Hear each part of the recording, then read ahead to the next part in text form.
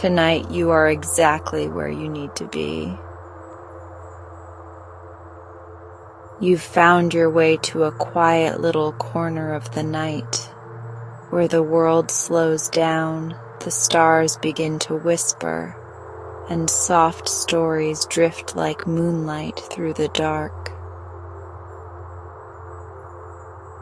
I'm so glad you're here. Before we begin tonight's story, I just want to gently ask, if you find comfort in these bedtime moments, it would mean the world if you'd take a second to like this video, subscribe, or even share it with someone else who could use a little peace. Your support helps keep this cozy space glowing night after night. Now settle in, let the day melt away, and let's begin.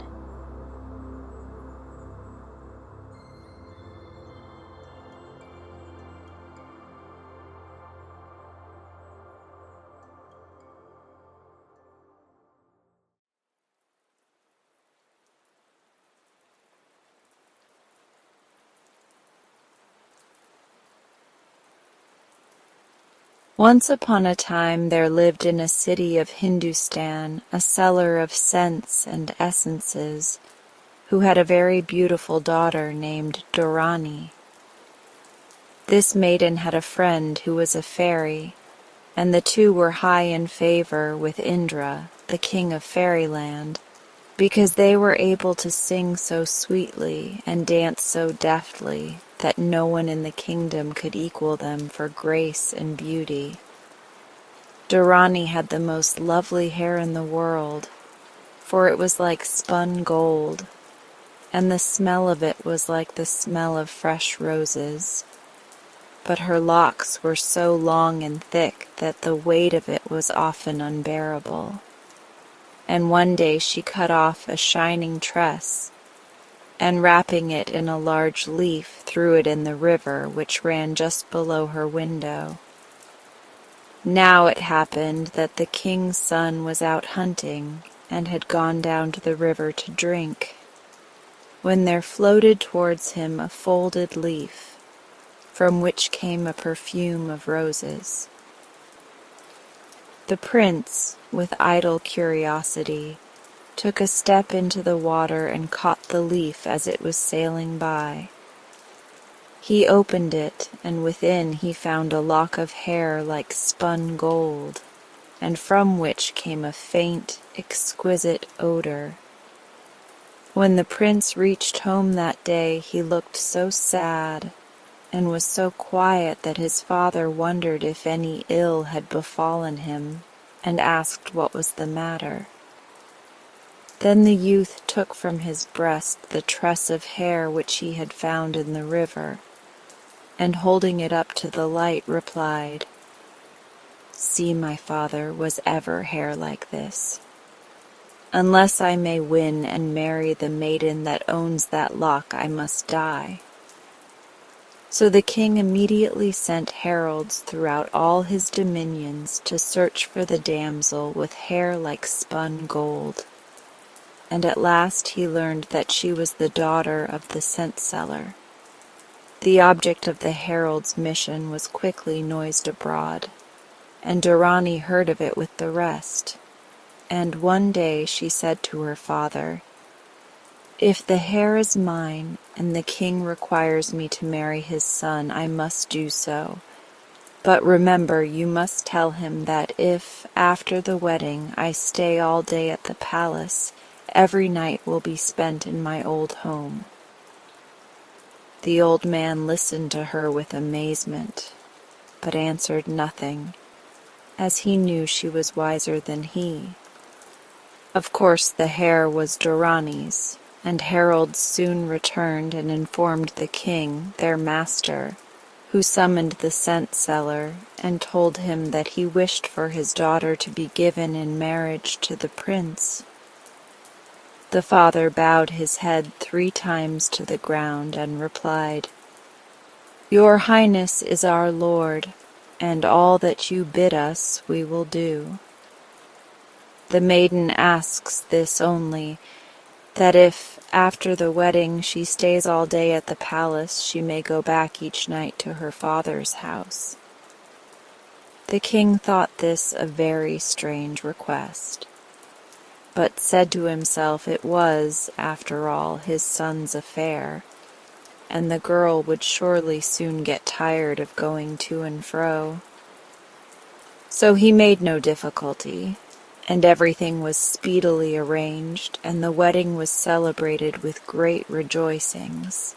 At first, the condition attaching to his wedding with the lovely Dorani troubled the prince very little, for he thought that he would at least see his bride all day.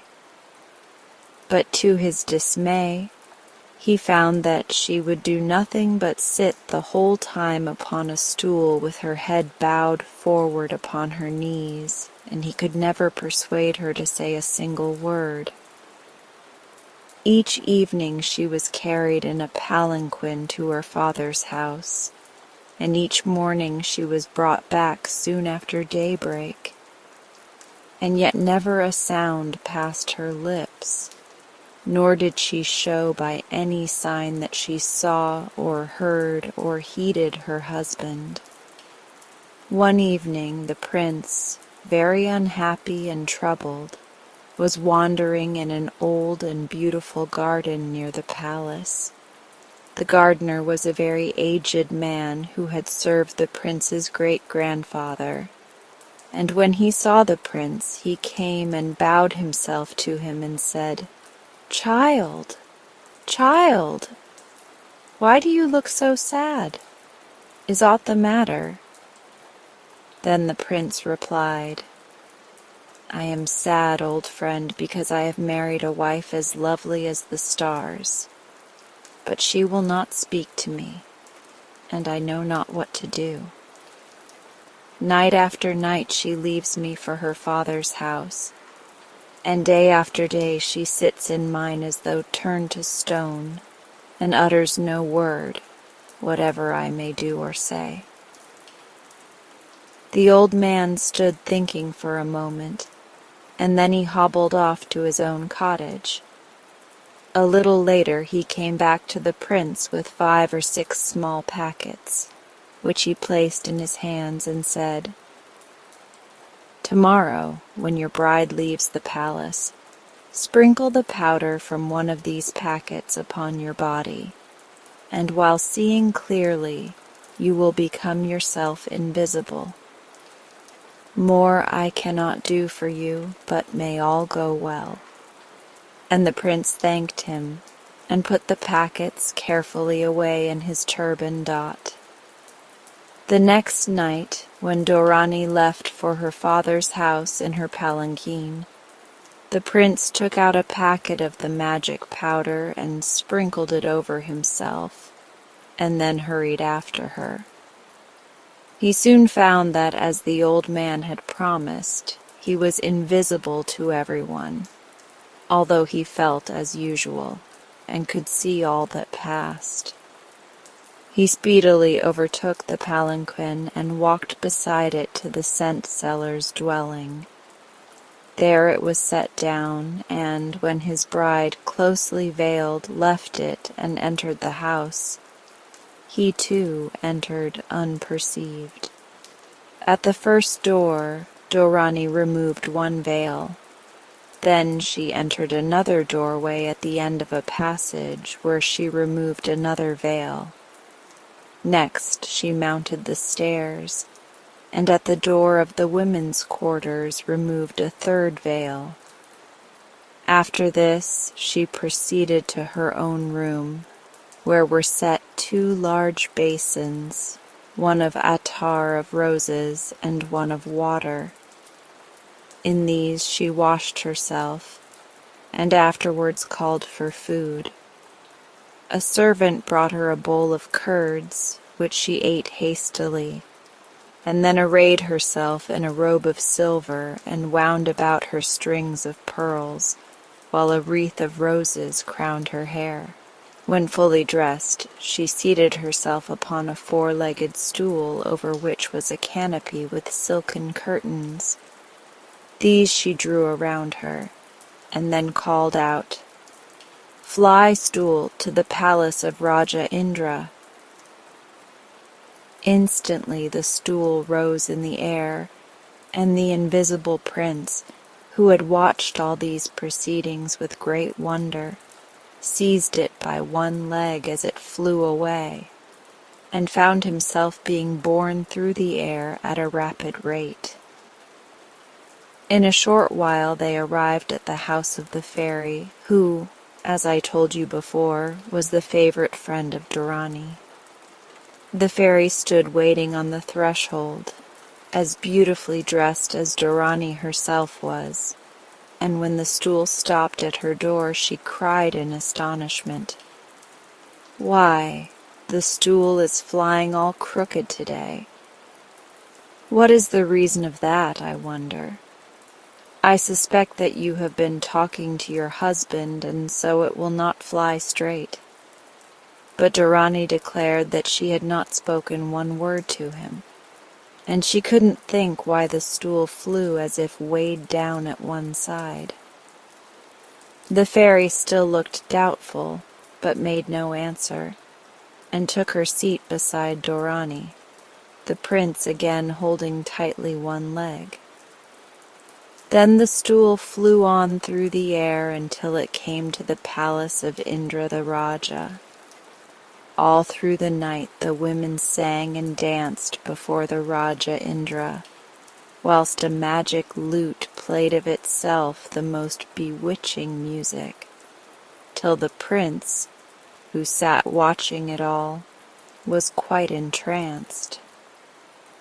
Just before dawn the Raja gave the signal to cease, and again the two women seated themselves on the stool, and, with the prince clinging to the leg, it flew back to earth, and bore Dorani and her husband safely to the scent-seller's shop.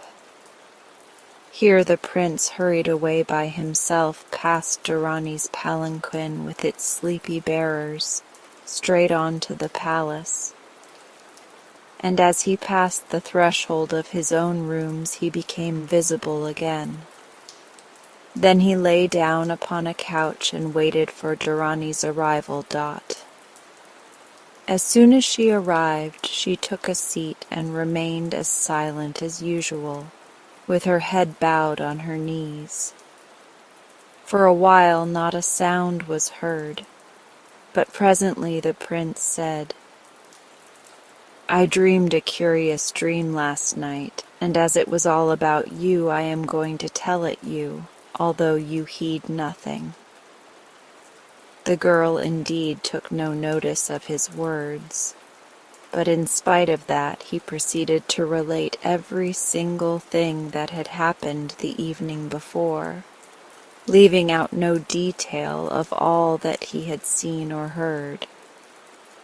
And when he praised her singing, and his voice shook a little, Dorani just looked at him.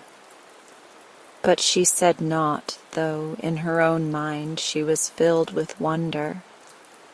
What a dream, she thought. Could it have been a dream? How could he have learnt in a dream all she had done or said? Still she kept silent. Only she looked that once at the prince, and then remained all day as before, with her head bowed upon her knees. When night came, the prince again made himself invisible and followed her. The same things happened again as had happened before, but Dorani sang better than ever. In the morning the prince a second time told Dorani all that she had done, pretending that he had dreamt of it. Directly he had finished, Dorani gazed at him and said, "Is it true that you dreamt this, or were you really there?" "I was there," answered the prince. "But why do you follow me?" asked the girl. "Because," replied the prince, "I love you, and to be with you is happiness." This time Dorani's eyelids quivered, but she said no more, and was silent the rest of the day. However, in the evening, just as she was stepping into her palanquin, she said to the prince, "If you love me, prove it by not following me tonight." And so the prince did as she wished, and stayed at home. That evening the magic stool flew so unsteadily that they could hardly keep their seats, and at last the fairy exclaimed, "There is only one reason that it should jerk like this. You have been talking to your husband." And Dorani replied, "Yes, I have spoken. Oh, yes, I have spoken." But no more would she say. That night Dorani sang so marvelously that at the end the Raja Indra rose up and vowed that she might ask what she would, and he would give it to her. At first she was silent, but when he pressed her, she answered, "Give me the magic lute." The Raja, when he heard this, was displeased with himself for having made so rash a promise, because this lute he valued above all his possessions. But as he had promised, so he must perform, and with an ill grace he handed it to her. "You must never come here again," said he, "for once having asked so much, how will you in future be content with smaller gifts?"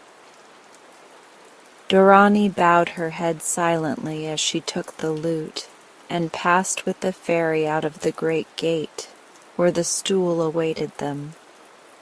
More unsteadily than before, it flew back to earth. When Dorani got to the palace that morning, she asked the prince whether he had dreamt again. He laughed with happiness, for this time she had spoken to him of her own free will, and he replied, "No, but I begin to dream now, not of what has happened in the past, but of what may happen in the future." That day Dorani sat very quietly, but she answered the prince when he spoke to her, and when evening fell, and with it the time for her departure, she still sat on. Then the prince came close to her and said softly, "Are you not going to your house, Dorani?" At that she rose and threw herself weeping into his arms, whispering gently, "Never again, my lord, never again would I leave thee." So the prince won his beautiful bride, and though they neither of them dealt any further with fairies and their magic, they learnt more daily of the magic of love, which one may still learn, although fairy magic has fled away. Once upon a time there was a very rich and powerful king who, in spite of having been married several times, had only 2 daughters. The elder was extremely plain. She squinted and was hunchbacked, but at the same time she was very clever and amusing. So, though at heart both spiteful and untruthful, she was her father's favorite. The younger princess, on the other hand, was both lovely and sweet-tempered, and those who knew her well could hardly say whether her charming face or pleasant manners was the more attractive. The neighboring country was governed by a young emperor who, though not much over 20 years of age, had shown great courage in battle, and, had he wished it, might very likely have conquered the whole world. Luckily, he preferred peace to war, and occupied his time with trying to rule his own kingdom well and wisely. His people were very anxious that he should marry, and as the two princesses were the only ladies to be heard of suitable age and rank, the emperor sent envoys to their father's court to ask for the hand of one of them in marriage. But as he was resolved only to marry a woman whom he could love and be happy with, he determined to see the lady himself before making up his mind. For this purpose he set out in disguise not long after the departure of his ambassadors, and arrived at the palace very soon after they did.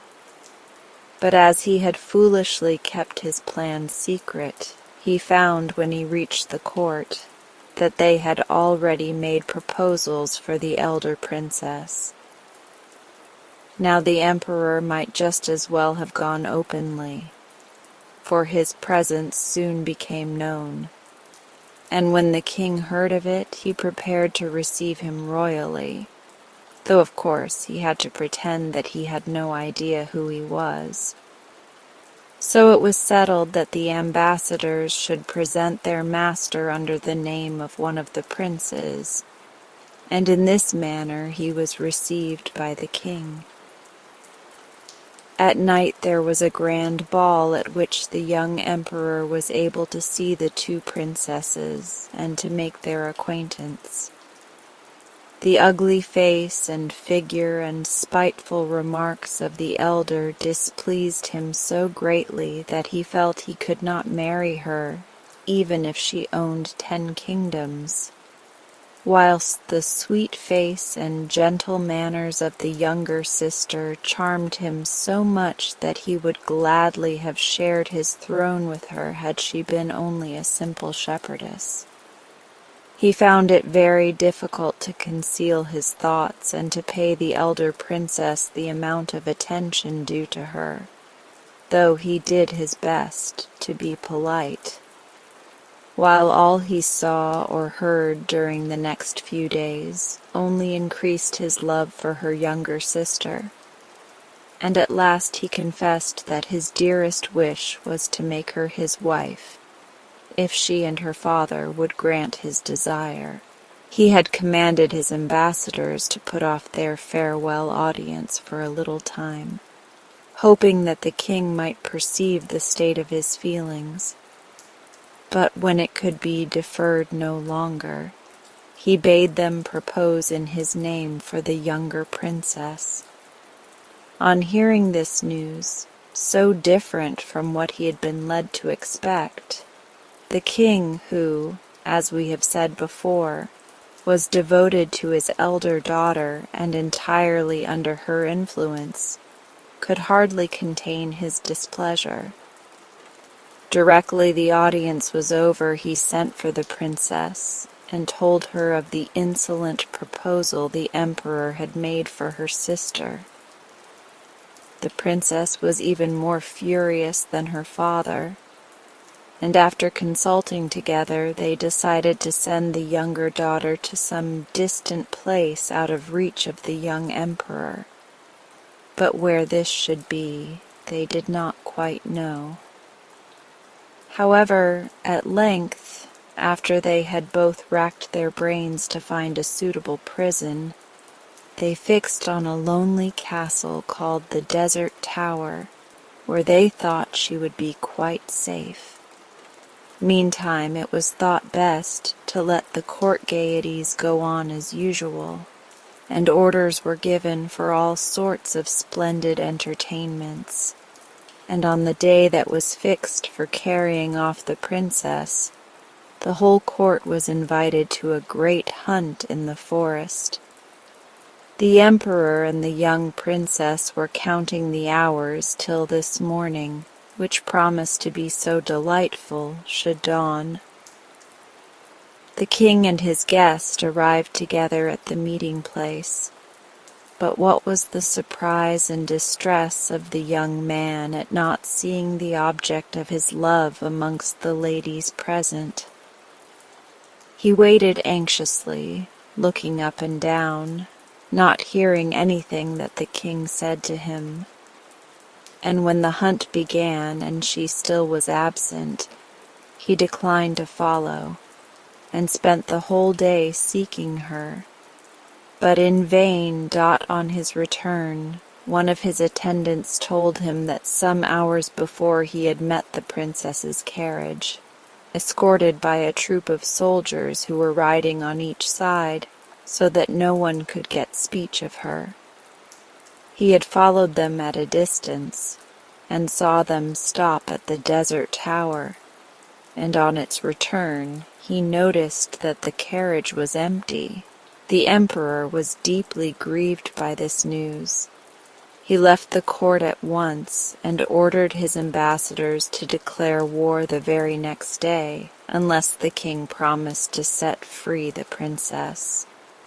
And more than this, no sooner had he reached his own country than he raised a large army, with which he seized the frontier towns before his enemy had had time to collect any troops. But ere he quitted the court, he took care to write a letter to his beloved princess, imploring her to have patience and trust to him, and this he gave into the hands of his favorite equerry, who would he knew lay down his life in his service. With many precautions, the equerry managed to examine the surroundings of the tower, and at last discovered not only where the princess lodged, but that a little window in her room looked out on a desolate plot full of brambles. Now the unhappy princess was much annoyed that she was not even allowed to take the air at this little window, which was the only one in her room. Her keeper was her elder sister's former nurse, a woman whose eyes never slept. Not for an instant could she be induced to stir from the side of the princess, and she watched her slightest movement. One day, however, the spy was for once busy in her room writing an account of the princess to her elder sister, and the poor prisoner seized the opportunity to lean out of the window. As she looked about her, she noticed a man hidden amongst the bushes, who stepped forward as soon as he caught sight of her, and showed her a letter, which he took from his jerkin. She at once recognized him as one of the emperor's attendants, and let down a long string to which he tied the letter. You can fancy how quickly she drew it up again, and luckily she had just time to read it before her jailer had finished her report and entered the room. The princess's delight was great, and next day she managed to write an answer on a sheet of her notebook, and to throw it down to the equerry, who hastened to carry it back to his master. The emperor was so happy at having news of his dear princess that he resolved, at all risks, to visit the desert tower himself, if only to see her for a moment. He ordered his equerry to ask leave to visit her, and the princess replied that she should indeed rejoice to see him, but that she feared that her jailer's watchfulness would make his journey useless unless he came during the short time when the old woman was writing alone in her own room. Naturally, the bare idea of difficulties only made the emperor more eager than ever. He was ready to run any risks, but, by the advice of the equerry, he decided to try cunning rather than force. In his next letter he enclosed a sleeping powder, which the princess managed to mix with her jailer's supper, so that when the emperor reached the tower in the evening, the princess appeared fearlessly at her window on hearing his signal. They had a long and delightful conversation, and parted in the fond hope that their meeting had not been observed. But in this they were sadly mistaken. The watchful eyes of the old nurse were proof against any sleeping draught. She had seen and heard all, and lost no time in writing to report everything to her mistress. The news made the spiteful little hunchback furious, and she resolved to be cruelly revenged for the contempt with which the emperor had treated her. She ordered her nurse to pretend not to notice what might be passing, and meantime she had a trap made so that if the emperor pushed his way through the brambles at the foot of the tower, it would not only catch him as if he were a mouse, but would let loose a number of poisoned arrows, which would pierce him all over. When it was ready, the trap was hidden amongst the brambles without being observed by the princess. That same evening the emperor hurried to the tower with all the impatience of love. As he came near, he heard the princess break into a long, joyous peal of laughter. He advanced quickly to give the usual signal, when suddenly his foot trod on something, he knew not what. A sharp, stinging pain ran through him, and he turned white and faint. But luckily the trap had only opened a little way, and only a few of the arrows flew out. For a moment he staggered and then fell to the ground covered with blood. Had he been alone, he would have died very shortly, but his faithful squire was close at hand, and carried his master off to the wood where the rest of his escort were waiting for him. His wounds were bound up, and some poles were cut to make a rough litter, and, almost unconscious, the emperor was borne away out of his enemy's country to his own palace. All this time the princess was feeling very anxious. She had been whiling away the hours before this meeting by playing with a little pet monkey, which had been making such funny faces that, in spite of her troubles, she had burst into the hearty laugh overheard by the emperor. But by and by she grew restless, waiting for the signal which never came, and, had she dared, would certainly have rebelled when her jailer, whom she believed to be fast asleep, ordered her to go to bed at once. A fortnight passed, which was spent in great anxiety by the poor girl, who grew thin and weak with the uncertainty. At the end of this period, when the nurse went to her room one morning as usual in order to write her daily report, she carelessly left the key in the door.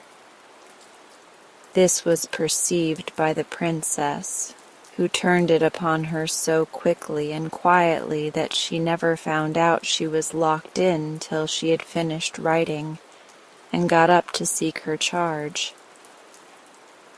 Finding herself free, the princess flew to the window, and to her horror saw the arrows lying about amongst the blood-stained brambles. Distracted with terror, she slipped down the stairs and out of the tower, and ran for some time along a path, when with great good luck she met the husband of her own nurse, who had only just learned of her imprisonment, and was on his way to try and find out whether he could serve her. The princess begged him to get her some men's clothes while she awaited him in a little wood close by.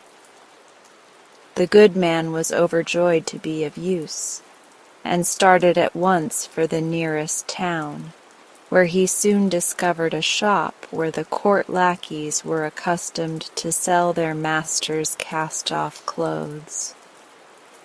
The princess dressed herself at once in the disguise he had brought, which was of rich material and covered with precious stones, and putting her own garments into a bag, which her servant hung over his shoulders, They both set out on their journey.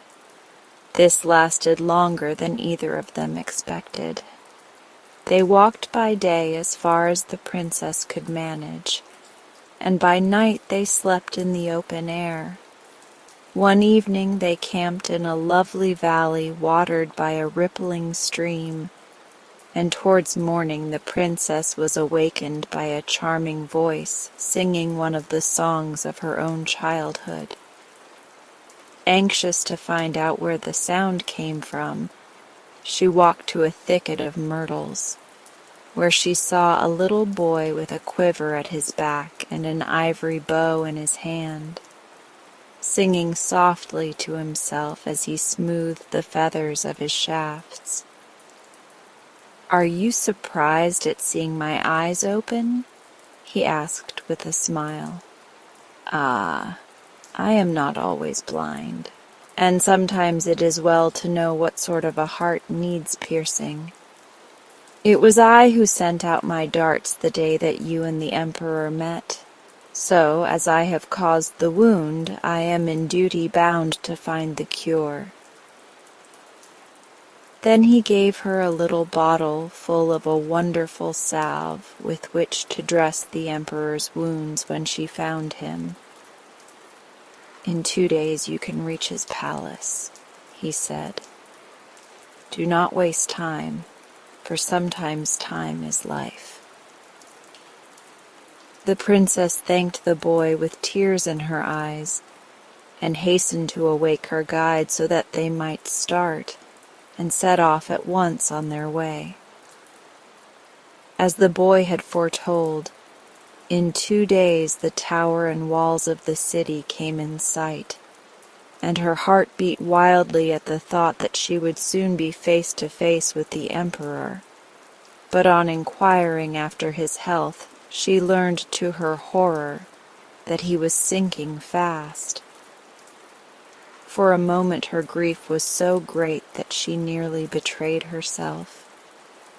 Then, calling all her courage to her aid, she announced that she was a doctor, and that if they would leave him in her charge for a few days, she would promise to cure him now, in order to make a good appearance at court.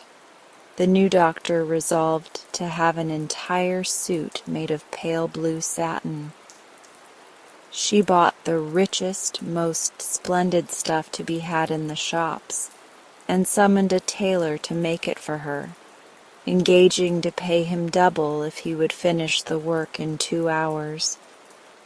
Next she went to the market, where she bought a fine mule, bidding her servant see that its harness was adorned with trappings of blue satin also. Whilst all was being made ready, the princess asked the woman in whose house she lived whether she knew any of the Emperor's attendants, and found to her satisfaction that her cousin was His Majesty's chief valet. The doctor then bade the woman inform everyone she met that on hearing of the Emperor's illness, a celebrated surgeon had hastened to attend him, and had undertaken to cure him entirely, declaring himself prepared to be burnt alive in case of failure. The good woman, who loved nothing better than a bit of gossip, hurried to the palace with her news. Her story did not lose in telling. The court physicians were very scornful about the newcomer, but the Emperor's attendants remarked that as, in spite of their remedies, His Majesty was dying before their eyes, there could be no harm in consulting this stranger. So the Lord Chamberlain begged the young doctor to come and prescribe for the royal patient without delay. And the doctor sent a message at once that he would do himself the honor to present himself at the palace, and he lost no time in mounting his mule and setting out. As the people and soldiers saw him ride past, they cried out, "Here comes the satin surgeon! Look at the satin surgeon! Long live the satin surgeon!" and on arriving he was announced by this name, and at once taken to the sick room of the dying man. The emperor was lying with his eyes closed and his face as white as the pillow itself, but directly he heard the newcomer's voice, he looked up and smiled, and signed that he wished the new doctor to remain near him. Making a low bow, the satin surgeon assured the emperor that he felt certain of curing his malady, but insisted that everyone should leave the room except the emperor's favorite equerry. He then dressed the wounds with the magic salve which the boy had given him, and it so relieved the emperor's pain that he slept soundly all that night. When morning broke, the courtiers and doctors hurried to the emperor's chamber, and were much surprised to find him free of pain, but they were promptly ordered out of the room by the satin surgeon, who renewed the dressings with such good results that next morning the emperor was nearly well and able to leave his bed. As he grew stronger, his thoughts dwelt more and more on the cause of all his sufferings, and his spirits grew worse as his health grew better. The face and voice of his new doctor reminded him of the princess who had, he imagined, betrayed him and caused him such dreadful torture, and unable to bear the thought, his eyes filled with tears. The doctor noticed his sad countenance and did all he could to enliven his patient with cheerful talk and amusing stories, till at last he won the emperor's confidence and heard all the story of his love for a lady who had treated him cruelly, but whom, in spite of everything, he could not help loving. The satin surgeon listened with sympathy and tried to persuade the emperor that possibly the princess was not so much to blame as might appear. But, eager though the sick man was to believe this, it took a long while to persuade him of it. At length a day came when the emperor was nearly well, and for the last time the doctor dressed the wounds with the precious salve. Then both patient and surgeon, being wearied out with something they could not explain, fell asleep and slept for hours. Early next morning the princess, having decided to resume her own clothes which she had brought with her in a bag, dressed herself with great care and put on all her jewels so as to make herself look as lovely as possible. She had just finished when the emperor awoke, feeling so strong and well that he thought he must be dreaming, nor could he believe himself to be awake when he saw the princess draw aside his curtains. For some minutes they gazed at each other, unable to speak, and then they only uttered little gasps of joy and thankfulness. By and by the princess told him the whole story of her adventures since their last interview at the desert tower, and the emperor, weak as he was, threw himself at her feet with vows of love and gratitude, without ever giving a thought to the fact that the household and court physicians were awaiting their summons in the anteroom. The emperor, anxious to prove how much he owed to the satin surgeon, opened his door himself, and great was everyone's surprise and joy at seeing him in such perfect health. Like good courtiers, they hastened in to praise and compliment the satin surgeon. But what was their astonishment on finding that he had disappeared, leaving in his place the loveliest princess in the whole world. whilst thanking the surgeon for his miraculous cure. You might at the same time do homage to your empress," observed the emperor. He wished to have the marriage celebrated the same day, but the princess declared that she must wait to get her father's permission first. Messengers were therefore instantly dispatched to the neighboring capital, and soon returned with the king's consent, for he had lately discovered all the mischief caused by his elder daughter. The spiteful princess was so furious at the failure of her plans that she took to her bed and died in a fit of rage and jealousy. No one grieved for her, and the king, being tired of the fatigues of government, gave up his crown to his younger daughter. So the two kingdoms henceforth became one. Once there lived a certain king who understood the language of all birds and beasts and insects. This knowledge had of course been given him by a fairy godmother, but it was rather a troublesome present, for he knew that if he were ever to reveal anything he had thus learned, he would turn into a stone.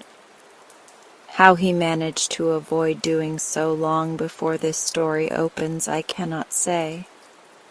But he had safely grown up to manhood and married a wife, and was as happy as monarchs generally are.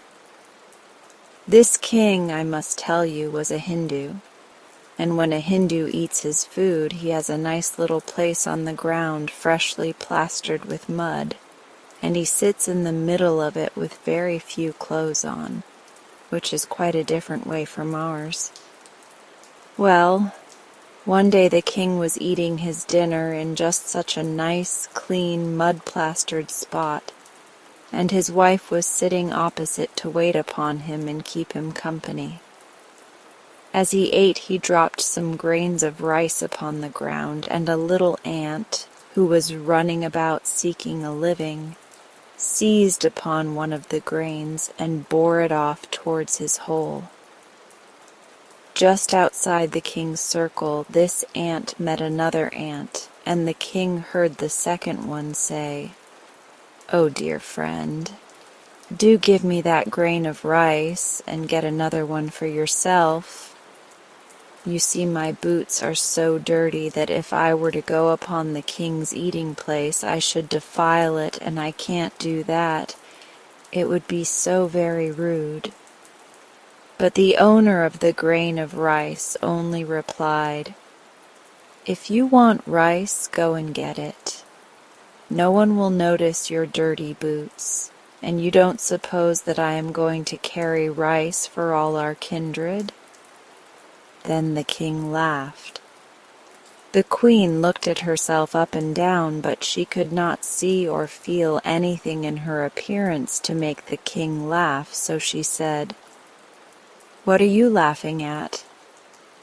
"Did I laugh?" replied the king. "Of course you did," retorted the queen. "And if you think that I am ridiculous, I wish you would say so instead of behaving in that stupid way. What are you laughing at?" "I'm not laughing at anything," answered the king. "Very well, but you did laugh, and I want to know why." "Well, I'm afraid I can't tell you," said the king. "You must tell me," replied the queen impatiently. "If you laugh when there's nothing to laugh at, you must be ill or mad. What is the matter?" Still the king refused to say, and still the queen declared that she must and would know.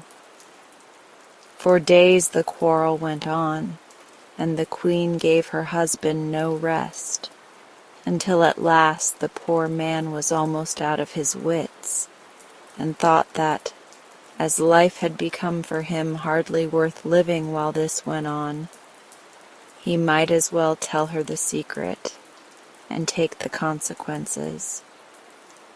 But, thought he, if I am to become a stone, I am not going to lie if I can help it on some dusty highway, to be kicked here and there by man and beast, flung at dogs, be used as the plaything of naughty children, and become generally restless and miserable. I will be a stone at the bottom of the cool river, and roll gently about there until I find some secure resting place where I can stay forever.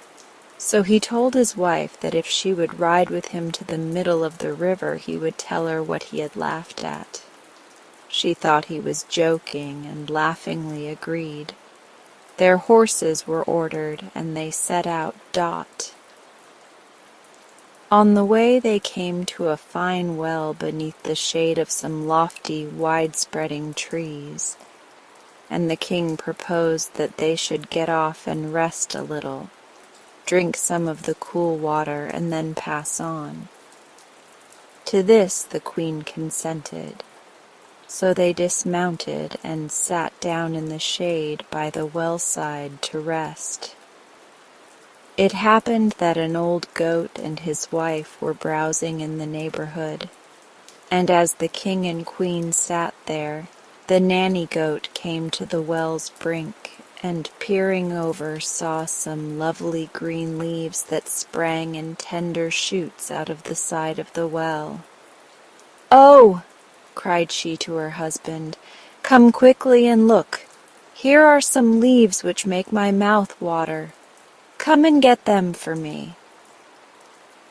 Then the billy goat sauntered up and looked over, and after that he eyed his wife a little crossly. "You expect me to get you those leaves, do you? I suppose you don't consider how in the world I am to reach them. You don't seem to think at all. If you did, you would know that if I tried to reach those leaves, I should fall into the well and be drowned." "Oh!" cried the nanny goat. "Why should you fall in? Do try and get them." "I am not going to be so silly," replied the billy goat. But the nanny goat still wept and entreated. "Look here," said her husband. "There are plenty of fools in the world, but I am not one of them.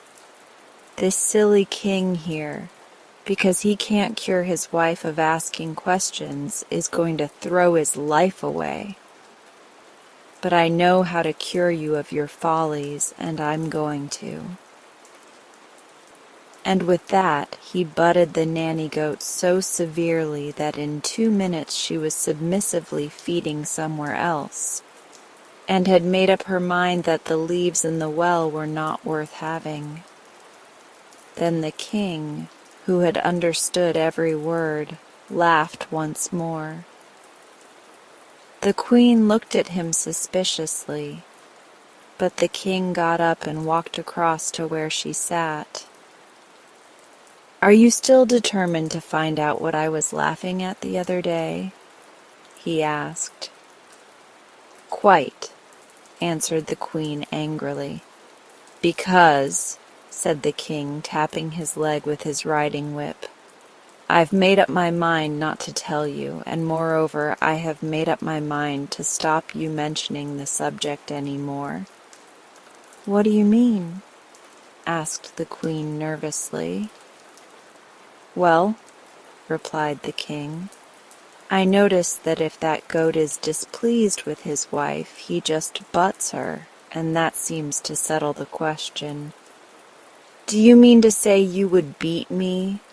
cried the queen. "I should be extremely sorry to have to do so," replied the king, "but I have got to persuade you to go home quietly, and to ask no more silly questions when I say I cannot answer them. Of course, if you will persist, why—" And the queen went home, and so did the king, and it is said that they are both happier and wiser than ever before. In the midst of a sandy desert, somewhere in Asia.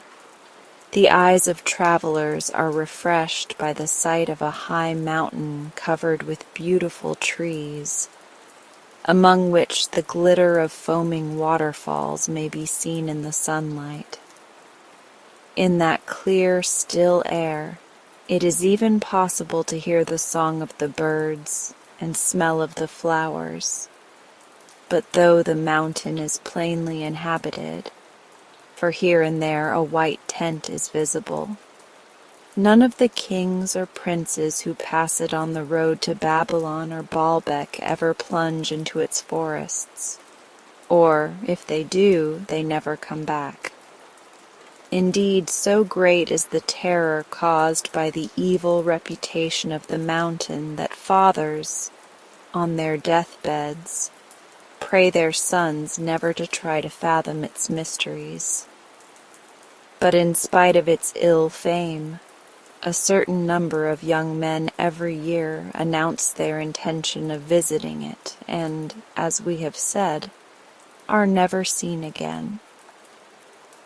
Now there was once a powerful king who ruled over a country on the other side of the desert, and when dying gave the usual counsel to his 7 sons.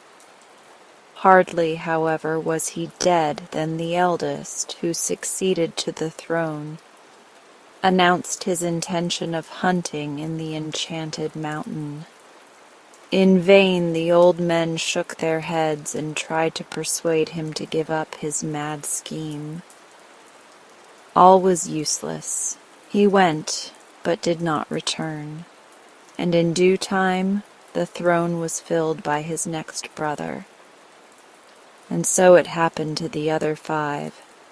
But when the youngest became king, and he also proclaimed a hunt in the mountain, a loud lament was raised in the city. "Who will reign over us when you are dead? For dead you surely will be," cried they. "Stay with us and we will make you happy." And for a while he listened to their prayers, and the land grew rich and prosperous under his rule. But in a few years the restless fit again took possession of him, and this time he would hear nothing.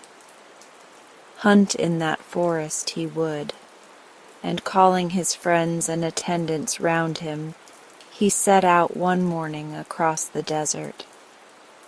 They were riding through a rocky valley, when a deer sprang up in front of them and bounded away. The king instantly gave chase, followed by his attendants. But the animal ran so swiftly that they never could get up to it, and at length it vanished in the depths of the forest.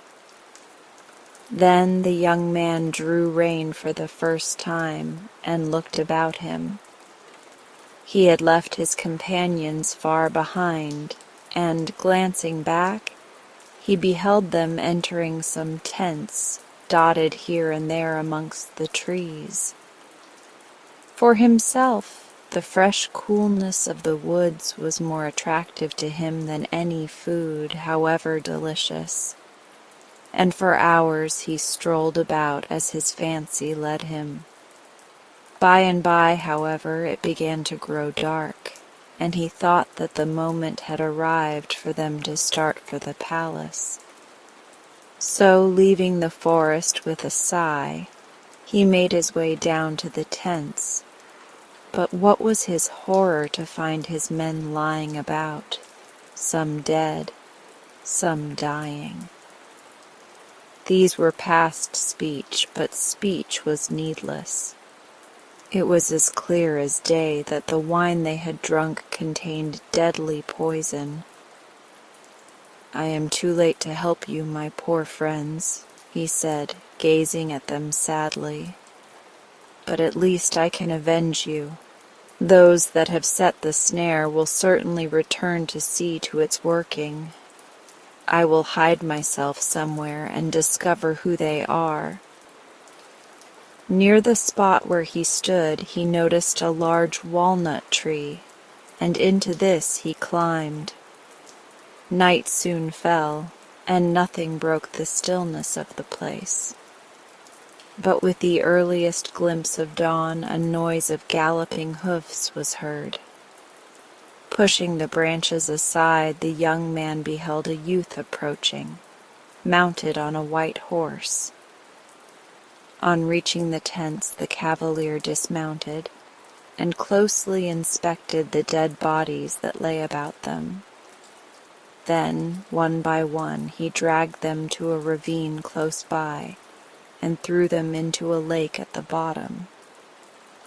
While he was doing this, the servants who had followed him led away the horses of the ill-fated men, and the courtiers were ordered to let loose the deer, which was used as a decoy, and to see that the tables in the tents were covered as before with food and wine. Having made these arrangements, he strolled slowly through the forest, but great was his surprise to come upon a beautiful horse hidden in the depths of a thicket. There was a horse for every dead man, he said to himself. Then whose is this? Mine, answered a voice from a walnut tree close by. Who are you that lure men into your power and then poison them? But you shall do so no longer. Return to your house wherever it may be, and we will fight before it. The cavalier remained speechless with anger at these words. Then with a great effort he replied, I accept your challenge. Mount and follow me. I am Zulvisia. And springing on his horse, he was out of sight so quickly that the king had only time to notice that light seemed to flow from himself and his steed, and that the hair under his helmet was like liquid gold. Clearly the cavalier was a woman, but who could she be? Was she queen of all the queens? Or was she chief of a band of robbers? She was neither, only a beautiful maiden dot. Wrapped in these reflections, he remained standing beneath the walnut tree, long after horse and rider had vanished from sight. Then he awoke with a start, to remember that he must find the way to the house of his enemy, though where it was he had no notion. However, he took the path down which the rider had come, and walked along it for many hours till he came to 3 huts side by side, in each of which lived an old fairy and her sons. The poor king was by this time so tired and hungry that he could hardly speak, but when he had drunk some milk and rested a little, he was able to reply to the questions they eagerly put to him. I am going to seek Zulvisia, said he. She has slain my brothers and many of my subjects, and I mean to avenge them. He had only spoken to the inhabitants of one house, but from all 3 came an answering murmur. What a pity we did not know! Twice this day has she passed our door, and we might have kept her prisoner.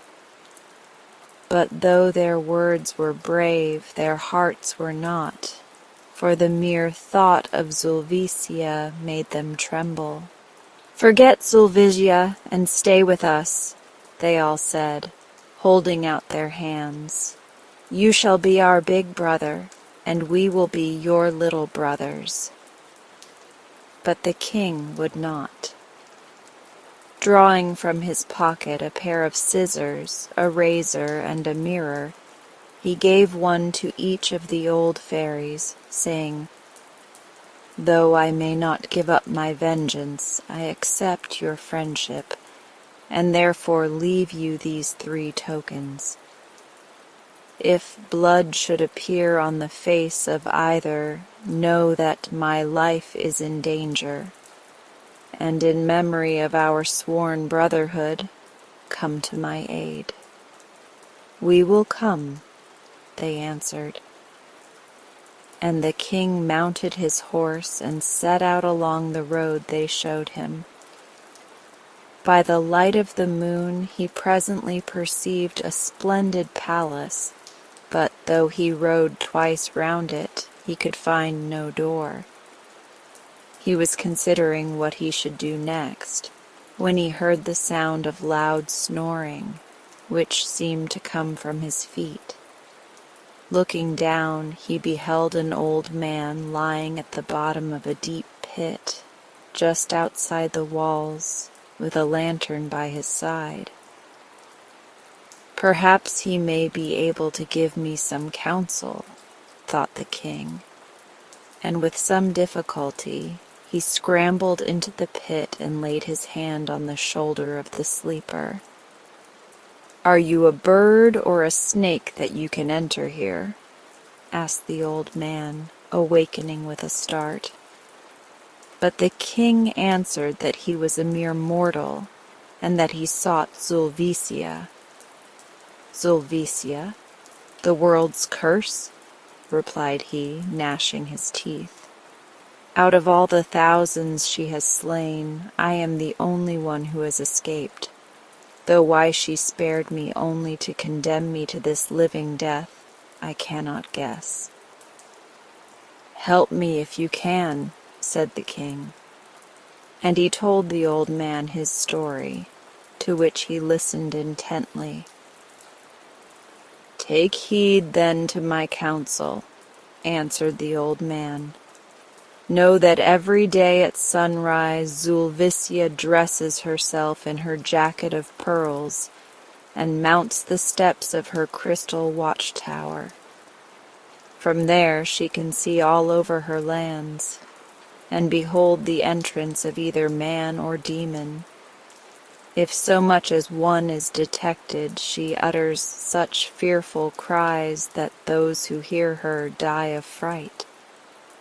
But hide yourself in a cave that lies near the foot of the tower and plant a forked stick in front of it. Then, when she has uttered her third cry, go forth boldly and look up at the tower. And go without fear, for you will have broken her power." Word for word the king did as the old man had bidden him, and when he stepped forth from the cave, their eyes met. "You have conquered me," said Zulvicia, "and are worthy to be my husband, for you are the first man who has not died at the sound of my voice." And letting down her golden hair, she drew up the king to the summit of the tower as with a rope. Then she led him into the hall of audience and presented him to her household. "Ask of me what you will, and I will grant it to you," whispered Zulvicia with a smile, as they sat together on a mossy bank by the stream. And the king prayed her to set free the old man to whom he owed his life, and to send him back to his own country. "I have finished with hunting and with riding about my lands," said Zulvicia, the day that they were married. "The care of providing for us all belongs henceforth to you." And turning to her attendants, she bade them bring the horse of fire before her. "This is your master, O my steed of flame," cried she, "and you will serve him as you have served me." And kissing him between his eyes, she placed the bridle in the hand of her husband. The horse looked for a moment at the young man, and then bent his head, while the king patted his neck and smoothed his tail, till they felt themselves old friends. After this he mounted to do Zulvicia's bidding, but before he started she gave him a case of pearls containing one of her hairs, which he tucked into the breast of his coat. He rode along for some time, without seeing any game to bring home for dinner. Suddenly, a fine stag started up almost under his feet, and he at once gave chase. On they sped, but the stag twisted and turned so that the king had no chance of a shot till they reached a broad river, when the animal jumped in and swam across. The king fitted his crossbow with a bolt and took aim, but though he succeeded in wounding the stag, it contrived to gain the opposite bank, and in his excitement he never observed that the case of pearls had fallen into the water. The stream, though deep, was likewise rapid, and the box was swirled along miles and miles and miles, till it was washed up in quite another country. Here it was picked up by one of the water carriers belonging to the palace, who showed it to the king. The workmanship of the case was so curious and the pearls so rare that the king could not make up his mind to part with it, but he gave the man a good price, and sent him away. Then, summoning his chamberlain, he bade him find out its history in 3 days, or lose his head.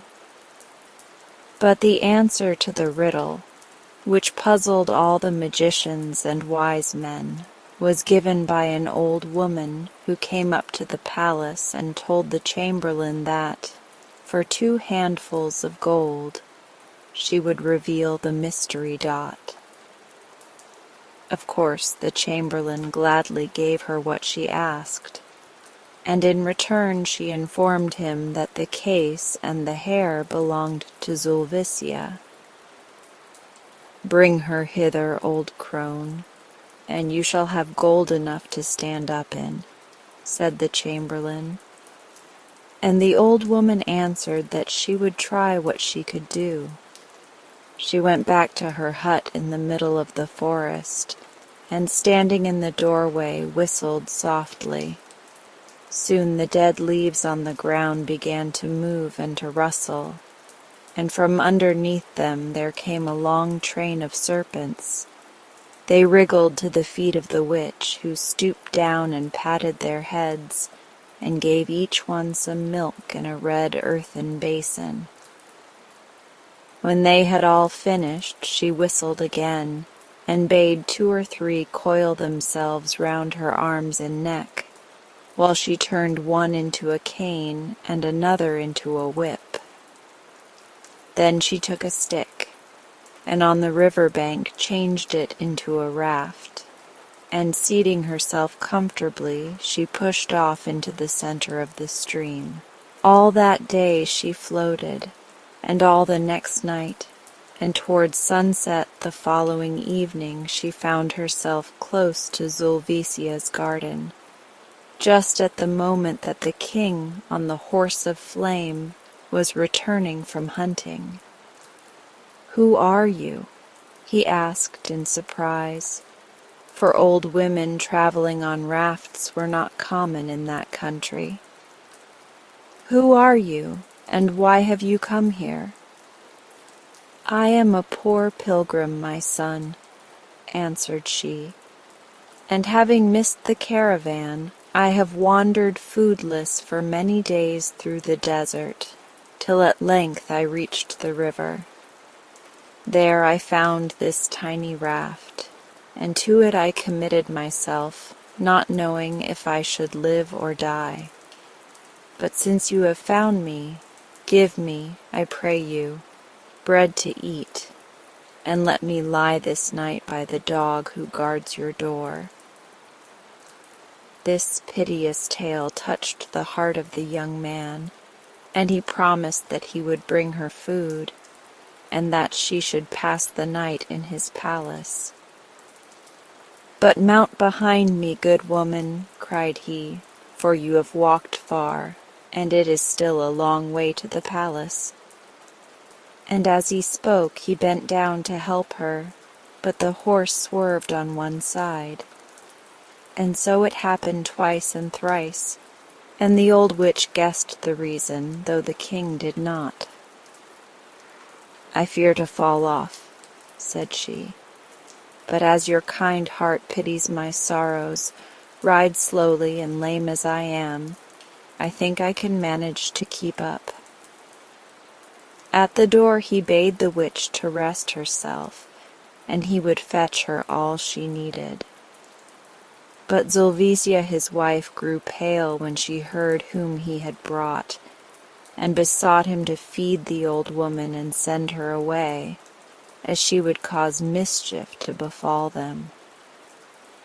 The king laughed at her fears and answered lightly, "Why, one would think she was a witch to hear you talk. And even if she were, what harm could she do to us?" And calling to the maidens, he bade them carry her food, and to let her sleep in their chamber. Now the old woman was very cunning, and kept the maidens awake half the night with all kinds of strange stories. Indeed, the next morning, while they were dressing their mistress, one of them suddenly broke into a laugh, in which the others joined her. "What is the matter with you?" asked Zulvisia. And the maid answered that she was thinking of a droll adventure told them the evening before by the newcomer. "And oh, madam," cried the girl, "it may be that she is a witch, as they say, but I am sure she never would work a spell to harm a fly. And as for her tales, they would pass many a dull hour for you when my lord was absent." So, in an evil hour, Zulvisia consented that the crone should be brought to her, and from that moment the two were hardly ever apart. One day the witch began to talk about the young king, and to declare that in all the lands she had visited she had seen none like him. "It was so clever of him to guess your secret so as to win your heart," said she. "And of course he told you his in return?"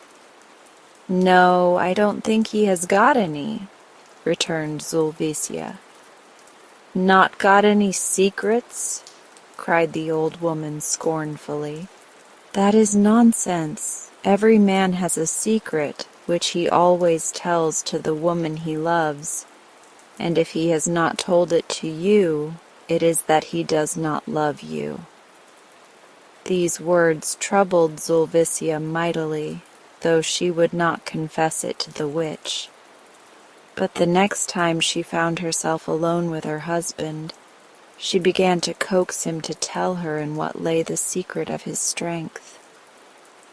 For a long while he put her off with caresses, but when she would be no longer denied, he answered, "It is my saber that gives me strength, and day and night it lies by my side. But now that I have told you, swear upon this ring that I will give you in exchange for yours, that you will reveal it to nobody." And Zulvisia swore, and instantly hastened to betray the great news to the old woman. 4 nights later, when all the world was asleep, the witch softly crept into the king's chamber and took the saber from his side as he lay sleeping.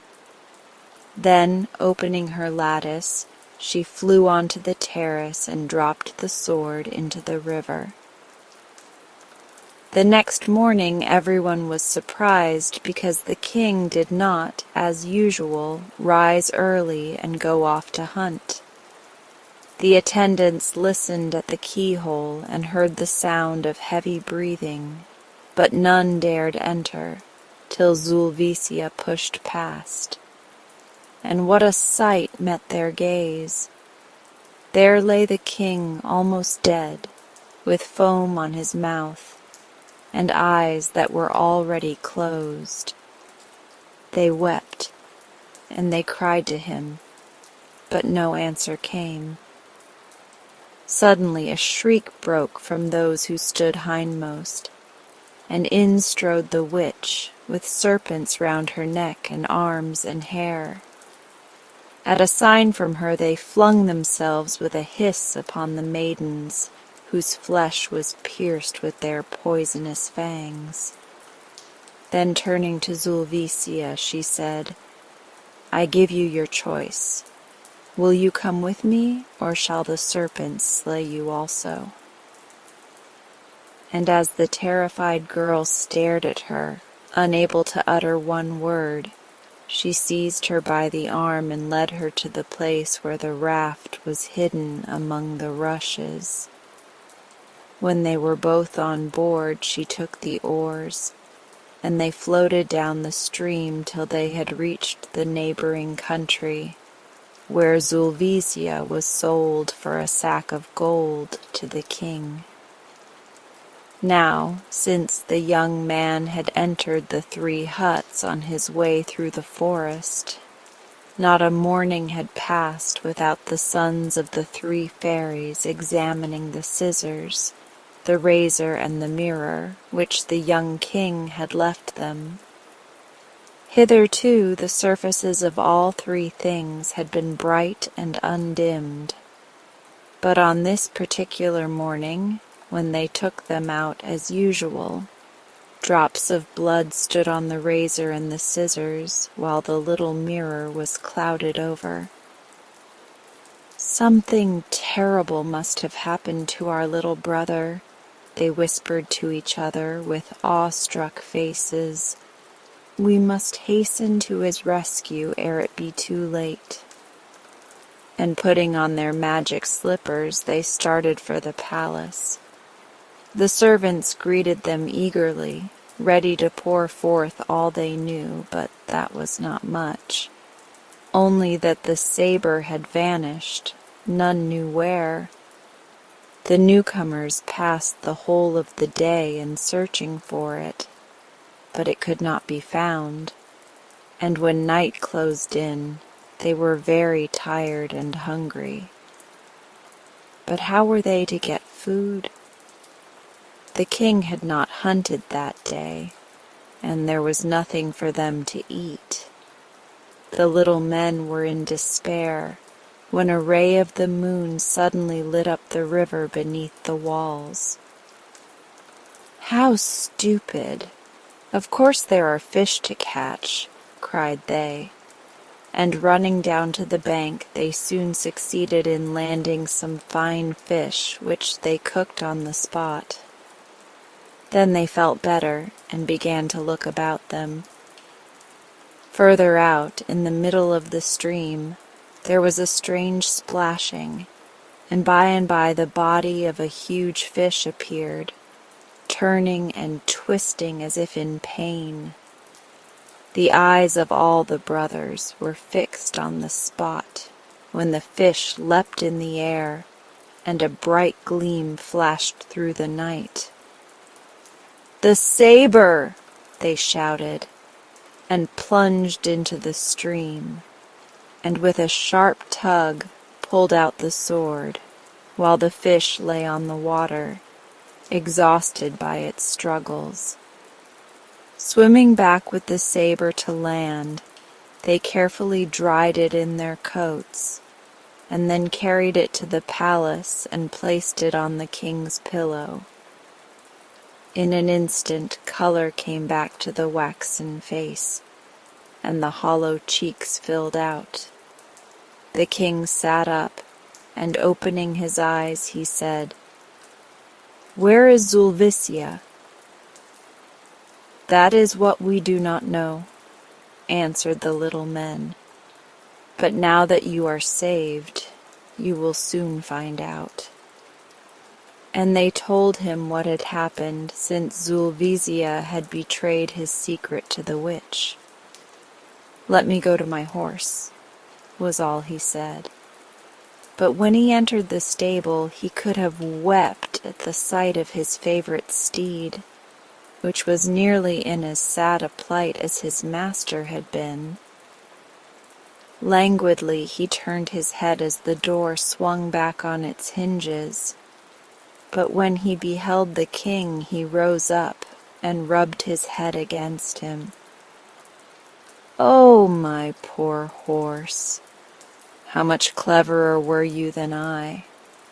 If I had acted like you, I should never have lost Zulvisia, but we will seek her together, you and I." For a long while the king and his horse followed the course of the stream, but nowhere could he learn anything of Zulvisia. At length, one evening, they both stopped to rest by a cottage not far from a great city, and as the king was lying outstretched on the grass, lazily watching his horse cropping the short turf, an old woman came out with a wooden bowl of fresh milk, which she offered him. He drank it eagerly, for he was very thirsty, and then laying down the bowl began to talk to the woman, who was delighted to have someone to listen to her conversation. "You are in luck to have passed this way just now," said she, "for in 5 days the king holds his wedding banquet. Ah, but the bride is unwilling for all her blue eyes and her golden hair, and she keeps by her side a cup of poison and declares that she will swallow it rather than become his wife. Yet he is a handsome man, too, and a proper husband for her, more than she could have looked for, having come no one knows whither and bought from a witch." The king started. Had he found her after all? His heart beat violently, as if it would choke him, but he gasped out, "Is her name Zulvisia?" "Aye, so she says, though the old witch. But what ails you?" She broke off as the young man sprang to his feet and seized her wrists. "Listen to me," he said. "Can you keep a secret?" "Aye," answered the old woman again, "if I am paid for it." "Oh, you shall be paid, never fear, as much as your heart can desire. Here is a handful of gold. You shall have as much again if you will do my bidding." The old crone nodded her head. "Then go and buy a dress such as ladies wear at court, and manage to get admitted into the palace and into the presence of Zulvisia. When there, show her this ring, and after that she will tell you what to do."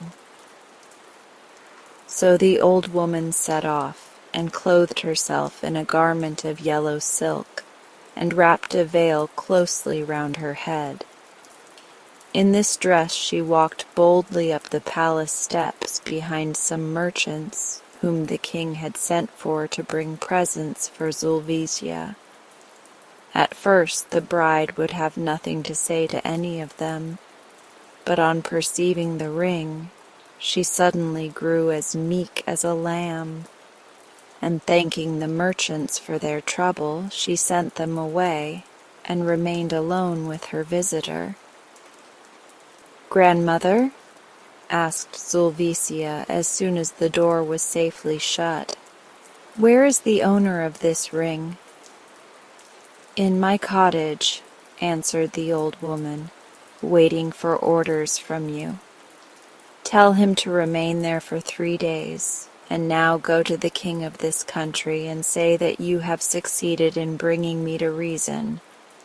Then he will let me alone and will cease to watch me. On the 3rd day from this I shall be wandering about the garden near the river, and there your guest will find me. The rest concerns myself only." The morning of the 3rd day dawned, and with the first rays of the sun a bustle began in the palace, for that evening the king was to marry Zulvisia. Tents were being erected of fine scarlet cloth, decked with wreaths of sweet-smelling white flowers, and in them the banquet was spread. When all was ready, a procession was formed to fetch the bride, who had been wandering in the palace gardens since daylight, and crowds lined the way to see her pass. A glimpse of her dress of golden gauze might be caught as she passed from one flowery thicket to another. Then suddenly the multitude swayed and shrank back, as a thunderbolt seemed to flash out of the sky to the place where Zulvicia was standing. Ah, but it was no thunderbolt, only the horse of fire. And when the people looked again, it was bounding away with 2 persons on its back. Zulvicia and her husband both learnt how to keep happiness when they had got it, and that is a lesson that many men and women never learn at all. And besides, it is a lesson which nobody can teach, and that every boy and girl must learn for themselves. And now, as we come to the end of this session, if you're still awake, I would like you to feel the calm you've created within yourself.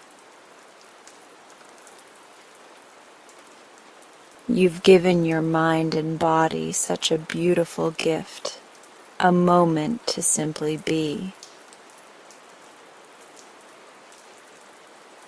Let that sense of peace stay with you as you move through the rest of your night. If you'd like, you can stay here a little longer.